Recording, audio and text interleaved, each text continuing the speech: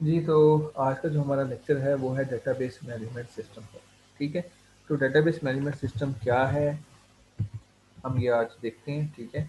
इसका ऑब्जेक्टिव क्या है? इसका ऑब्जेक्टिव ये है कि फंडामेंटल जो है डेटाबेस मैनेजमेंट के हम वो जानें और वो उनके अंदर क्या है। आज के लेक्चर में हम क्या-क्या चीज़ें कवर करेंगे, आज के लेक्चर में हमने जो कंटेंट्स हैं वो देखने हैं। इंट्रोडक्शन हम देखेंगे कि डेटाबेस मैनेजमेंट सिस्टम है क्या, किस लिए इसको यूज़ किया जाता है। फिर उसके बाद हम देखेंगे डाटा क्या होता है, जिसके बारे में आपको पहले से ही पता है। लेकिन डाटा क्या होता है हम ये देखेंगे, इन्फॉर्मेशन क्या होता है वो देखेंगे और डेटाबेस क्या होती है वो देखेंगे। इसके अलावा फिर इसके डेटाबेस के कुछ मॉडल होते हैं, डाटा मॉडल जिस पर डेटाबेस खड़ी होती है या उसका जो स्ट्रक्चर होता है वो कायम होता है। फिर स्कीमा है, इंस्टांसेस हैं वो देखेंगे।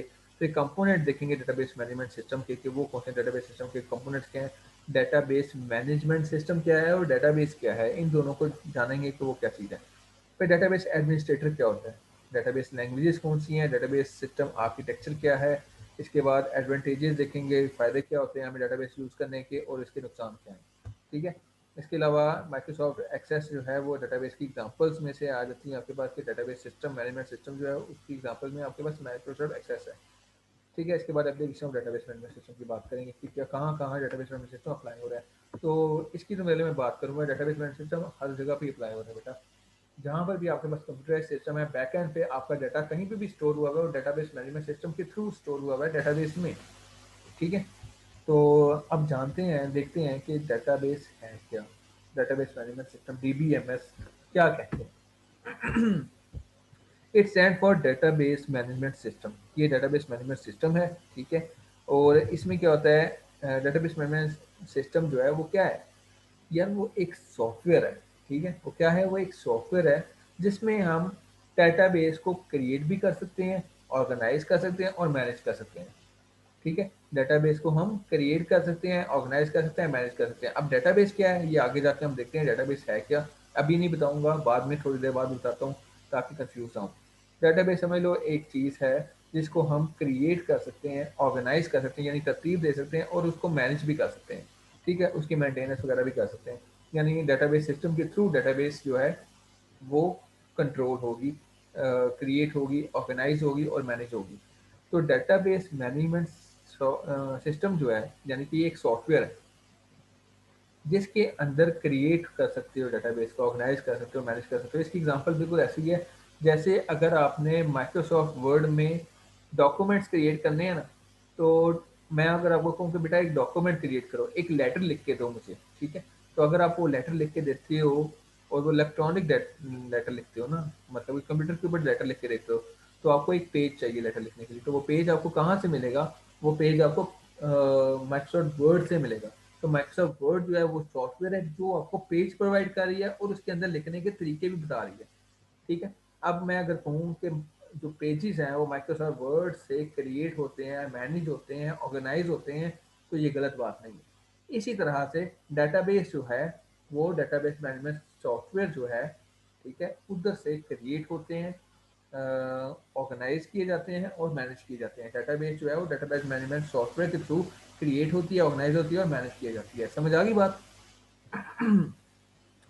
नेक्स्ट आगे बात करते हैं। It provide an environment to user to perform operation on database for creation, insertion, deletion, updation, updating and retrieval of data, ठीक है? इसमें क्या होता है, ये जो डेटाबेस मैनेजमेंट सिस्टम है ना, ये आपको वो एनवायरनमेंट प्रोवाइड करता है जिसके अंदर रहकर आप डिफरेंट ऑपरेशंस परफॉर्म कर सकते हो डेटाबेस के ऊपर।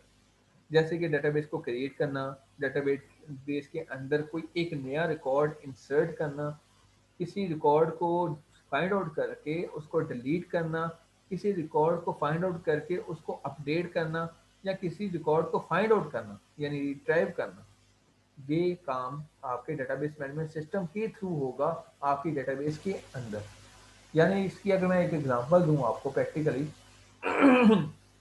तो यूँ यूँ समझ लो कि आप लोग जो है ना, मेरी क्लास हो सेक्शन ए, ठीक है, बीबीए सेक्शन ए है। तो इस सेक्शन ए के अंदर यूँ समझ लें कि मेरे पास एक अटेंडेंस शीट है आपकी, ठीक है? वो समझ लें कि वो मेरे पास एक डेटाबेस है। अब उसके अंदर कोई एक नया स्टूडेंट आ जाता है आपके क्लास में, तो मैं क्या करता हूँ उसका नाम लिख लेता हूँ, ठीक है? उसका रोल नंबर लिख लेता हूँ कि भाई आपका रोल नंबर क्या है, आपका नेम क्या है और साथ उसकी अटेंडेंस लगा लेता हूँ। तो मैंने क्या किया, एक नया रिकॉर्ड मैंने अपनी अटेंडेंस शीट में एंटर कर दिया, ठीक है। इस तरह से कोई सिस्टम, कोई बच्चा अगर छोड़ जाता है यूनिवर्सिटी, तो मैं उसका क्रॉस कर देता हूँ, वो नाम अटेंडेंस शीट से मिटा देता हूँ, क्रॉस कर देता हूँ, ठीक है। और अगर आप कहते हो कि नहीं सर मेरा नाम जो है ना वो सही नहीं है, गलत लिखा हुआ है, मेरा नाम जो है वो मोहम्मद अली है, अली मुर्तज़ा नहीं है, मेरा नाम मोहम्मद अली है, इस तरह से आप बताते हो मुझे, तो मैं उसकी करेक्शन कर लेता हूँ, इसको कहते हैं अपडेट करना। और अगर आप कहते हो कि सर मुझे बताएं मेरी आज अटेंडेंस लगी है, तो मैं आपसे पूछूंगा बेटा आपका रोल नंबर क्या है, तो मैं आपका रोल नंबर देख कर या आपका नाम देख कर आपको बताऊंगा कि हाँ जी आज की आपकी अटेंडेंस लग गई है या नहीं लगी। तो ये होता है रिट्राइवल प्रोसेस। समझ आ गई बात? इन चार बातों की समझ आइए। डाटा क्रिएट करना यानी कि वो शीट जो है जब आप नए सिरे से क्रिएट करते हो जिसमें सबके रिकॉर्ड्स हों, उससे हमें क्या होगा, डाटाबेस वो क्रिएट हो रही है। अब डाटाबेस के अंदर यानी उस शीट के अंदर मैं कोई नया बच्चा, जब कोई नया स्टूडेंट आता है तो उसका रिकॉर्ड मैं डालता हूँ, तो उसको बोलूँगा मैं, इस चीज़ को मैं कहूँगा ये इंसर्शन है। क्या बोलूँगा? ये इंसर्शन है। ठीक होगी बात? Yes sir. और जब कोई स्टूडेंट लीव कर जाता है, छोड़ जाता है यूनिवर्सिटी को, तो मैं उसका उस अटेंडेंस शीट से उसका नाम जब मिटा देता हूँ, तो वो क्या हो गया, डिलीट कहलाएगा।